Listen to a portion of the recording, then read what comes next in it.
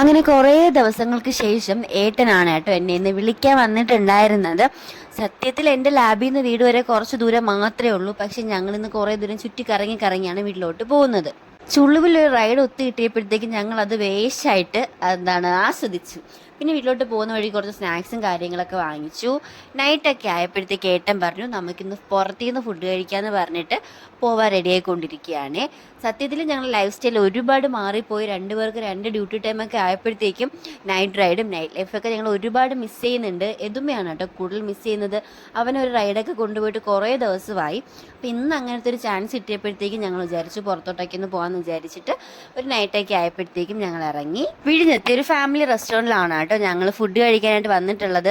സാധാരണ ഞങ്ങൾ ഇങ്ങനെ നൈറ്റൊക്കെ പോകുമ്പോഴത്തേക്കും വിഴിഞ്ഞത്തെ സ്പൈസി ചിക്കൻ ഫ്രൈയും പൊറോട്ടയൊക്കെയാണ് കഴിക്കുന്നത്.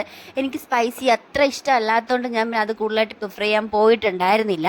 ഷവായിയാണ് ഓർഡർ ചെയ്തിട്ടുള്ളത്. ഈ ചിക്കൻ മയോണൈസ് കോംബോ എനിക്ക് ഭയങ്കര ഇഷ്ടമായതുകൊണ്ട് ഷവായ ആയാലും അൽഫാം ആയാലും എനിക്ക് ഭയങ്കര ഇഷ്ടമാണ്.